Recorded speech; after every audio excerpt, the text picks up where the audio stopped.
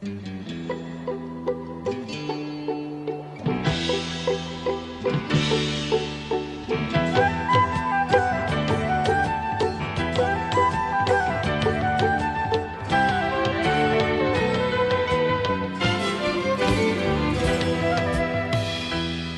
you for joining us. Our guest today is David Shulman, a Fort Lauderdale attorney specializing in estate planning, probate and trust administration, in addition to business planning, wealth preservation and asset protection services. He worked for the U.S. Department of Justice and the IRS and is involved in several good causes and organizations, including the Anti-Defamation League and the Jewish Federation of Broward County. He'll advise us on subjects most of us rarely think about following these messages. My grandparents escaped the Nazis in Vienna and went to Shanghai. So did 16,000 other German and Austrian Jews. This book is my attempt to tell their story, or really to let them tell their own stories. It's a book of oral history based on a dozen interviews that I've done with former refugees who've told their whole story, from deciding to go to Shanghai, taking a boat, that's what this picture is here, getting off the boat in Shanghai, creating a new life in Shanghai, surviving the war, and then eventually coming to the United States. The book is available online from Amazon, Barnes & Noble. You can order it at your bookstores. If I may say so, I found these stories fascinating to listen to when I first heard the refugees talk. I found it fascinating to put them together in this book. I think you'll find this book interesting to read and revealing about Jewish life in Shanghai.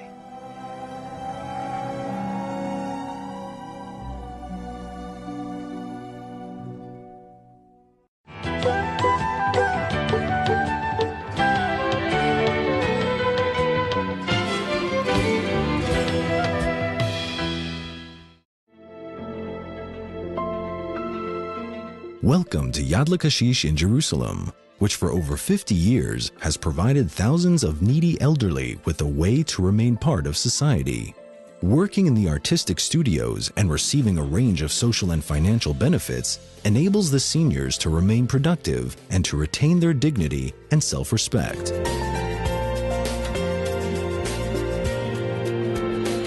I think this organization gives the elderly a wonderful opportunity to participate, to be active in their lives, and to do this through the remainder of their lives as long as they can. It's not interesting to stay at home to do nothing.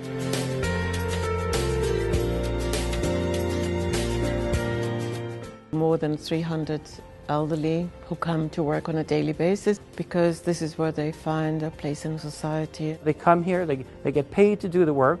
It makes a difference between what their social security benefits are from the Israeli government and what they really need to live. This beautiful silk scarf that you will wear was made by an 85-year-old woman who now has a reason to get up in the morning, get dressed, and go out of her house.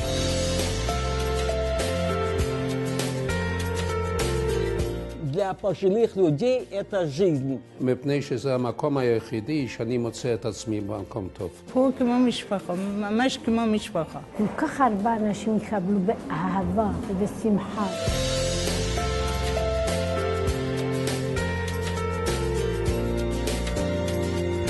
It's not a historical place, but it's making history. That's what's important.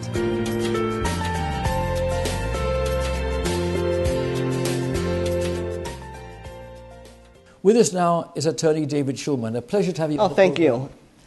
We are living in a strange time in history, and so many things are happening in the world, and you are so involved with community affairs.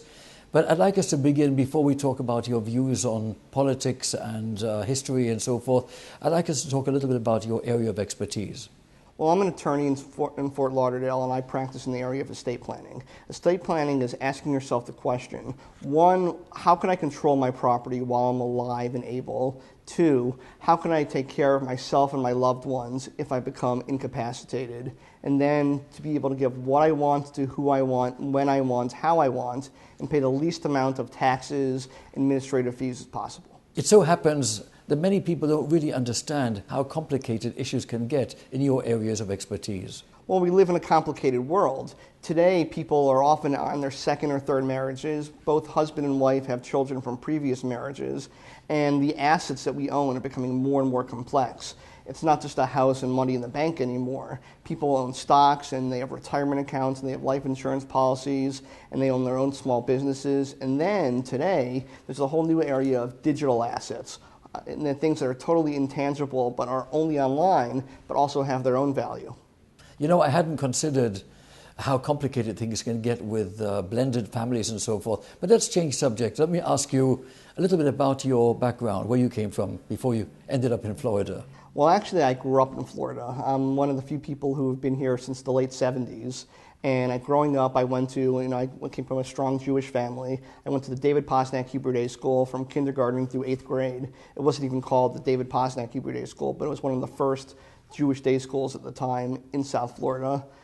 And then I went to a public high school, but after that I went to Brandeis University, which is a very large, it's a non-sectarian but Jewish-sponsored university.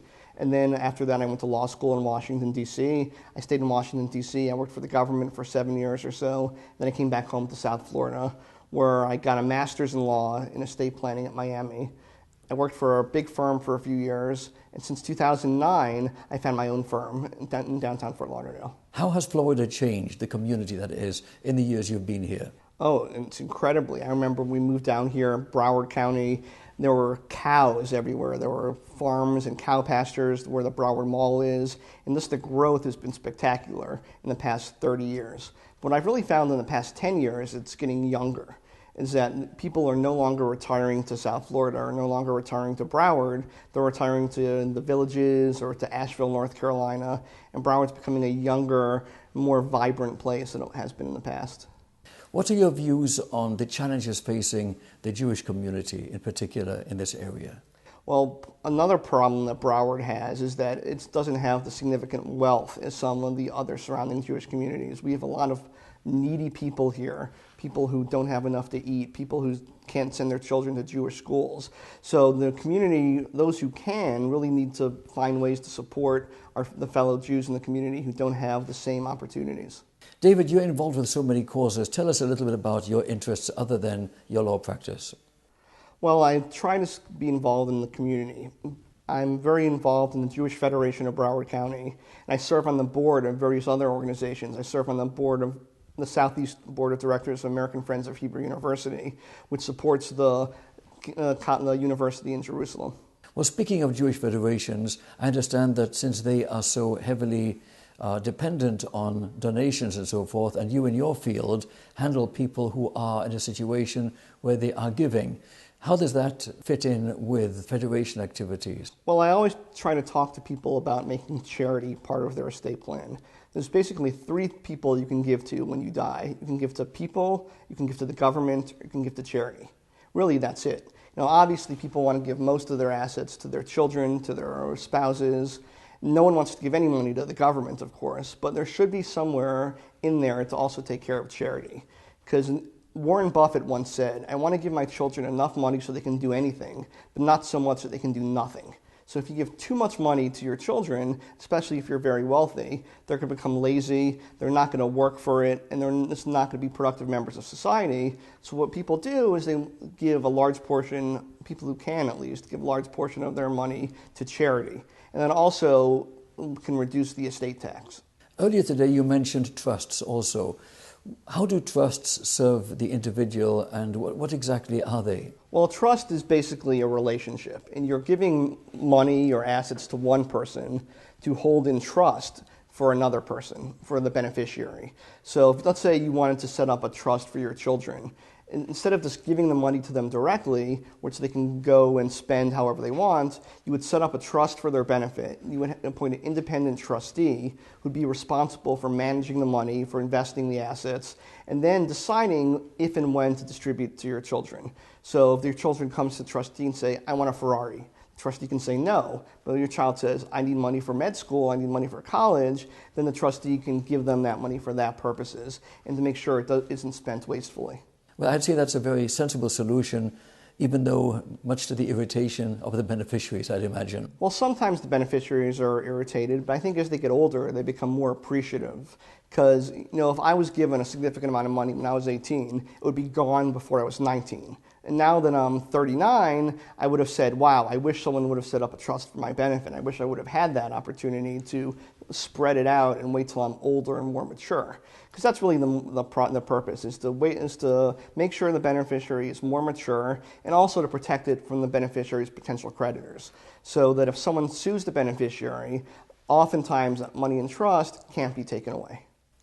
Well, speaking of education and people's perception of what's important and so forth, it seems that we live in a rather complacent and jaded society in which people take everything for granted.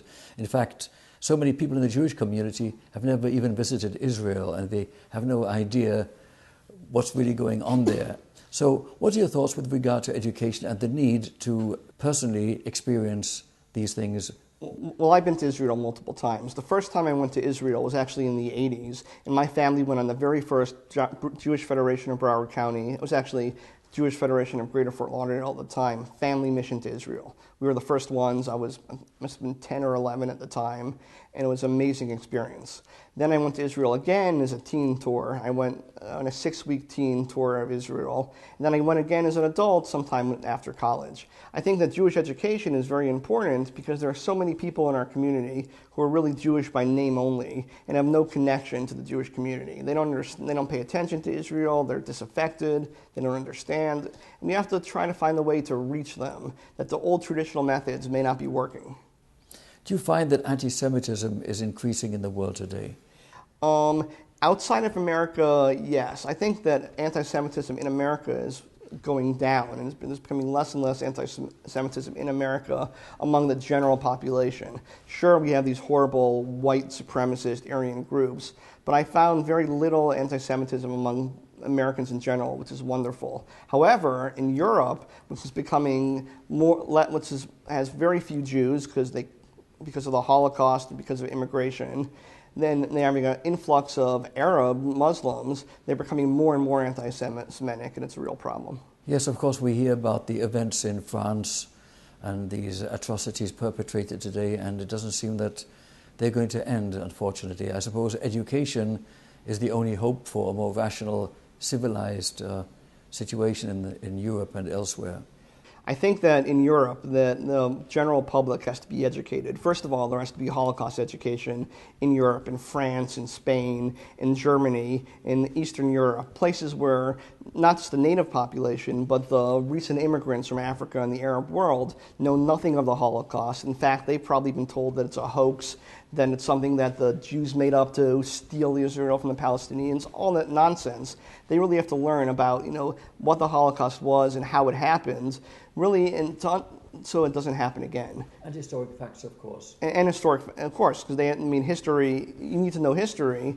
And I think part of the problem is that, so many people don't recognize the Jewish people's long-term connection to Israel. They say that to the state of Israel, to the land of Israel. They say that, that these people, they're colonial, they just made it up, they invented the Holocaust to steal the land.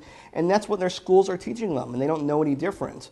Maybe if we can have some way to have full education, then they can say, okay, that the Jews have a connection to the land, and then the peace process can go forward. Because until the Arabs accept the legitimacy of Israel and the Jews, I don't see how there can be peace. Well, ignorance, as I mentioned, is really a big challenge and a problem. And if people would only face facts and learn the truth and build sound values, the world would be a much better place. Speaking of Israel again and facts, the fact also one to consider is that Jerusalem, the city of Solomon and David, was built more than 5,000 years ago. I'm very interested in finding some way to have peace between Israel and its neighbors. And unfortunately, everyone has to give some concessions, and I think Israel's given tremendous amounts of concessions already. All Israel is really asking for, first and foremost, is recognition, true recognition from both the Arab heads of states and the people of the Jewish connection to Israel and the Jewish connection to Jerusalem. Because they're still seen as interlopers, they're still seen as foreigners, and until both sides, until the Arab people say there is a Jewish connection to Israel, then I don't think the peace process can really go forward. And of course, it is regarded by many as a preposterous situation. The Arab world has more land than the United States of America and great wealth, and there really is no great need for them to try to take control of Israel, which, as you just mentioned, historically is Jewish. And in peace, there'd be so much more everyone in the area would benefit from, just as Israel is so anxious to share technology and agricultural innovation.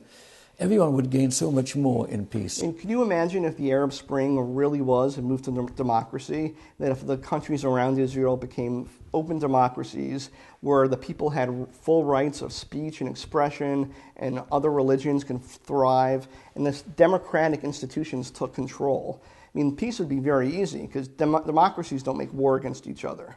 Then if Egypt and Jordan and Syria and Libya became true open societies, then Israel would say, you know, maybe we don't need to put up all these defenses because we're not going to get invaded. Our society is no longer a threat. But unfortunately, I don't have much hope for those countries becoming open democracies anytime soon. Well, all we can do is hope for peaceful solutions. And before we conclude this interview, I'd like to ask you to tell our audience a little bit more as to how you'd advise them to consider plans for the future. Well, I think every family needs their own basic estate plan. It doesn't matter if you're rich or poor, if you're single, if you're married, if you have no children, if your children are minors or they're adults. Everyone needs a few basic documents. You need a last will and testament. You need a durable power of attorney that says if you're incapacitated, who's going to handle your affairs for you, your financial affairs. And you need a healthcare surrogate saying that if you're incapacitated, who can make healthcare decisions for you. If you don't have these documents, then what's going to happen is the government is going to come in and make those decisions for you. That the government is going to determine through intestacy how your property is distributed. If you don't have a power of attorney or a healthcare surrogate, then you're going to need a guardian to be appointed. Someone's going to have to go to court and get a guardian to be appointed, which is a very invasive and expensive and not nice procedure. It's much easier to plan in advance than to have to deal with the harsher consequences later on. Well, this is so very interesting, and I'm sure not everyone in our audience was aware of these facts. Thank you so much. Thank you. I'll be right back.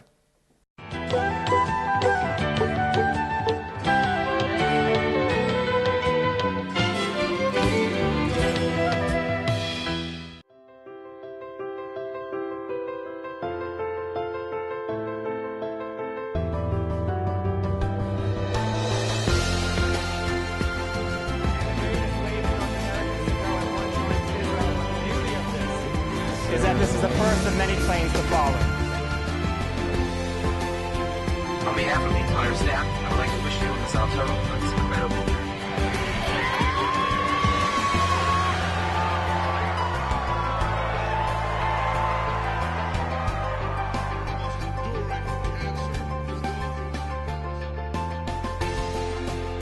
Let me commend the Nefesh B'Nefesh program for the important role that it is playing in increasing the number of Olim from North America.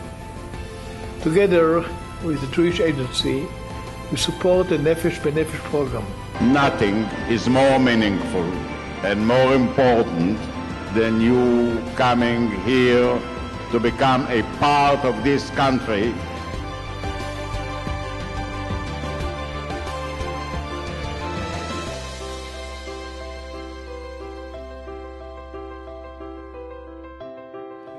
This is a letter. We're going to Israel! Yay!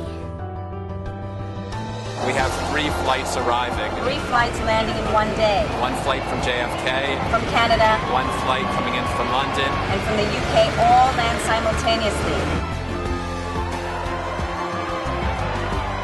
The moment you stepped foot off that plane, you inherited a land of centuries of sacrifices, of tears, of dreams, and of yearning.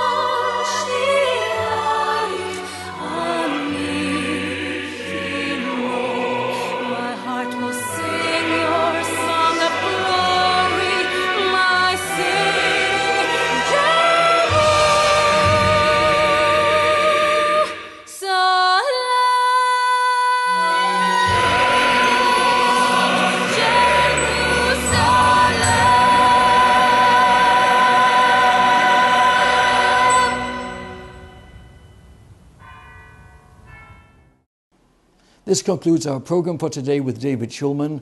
I'm Richard Peretz. Thank you for being with us.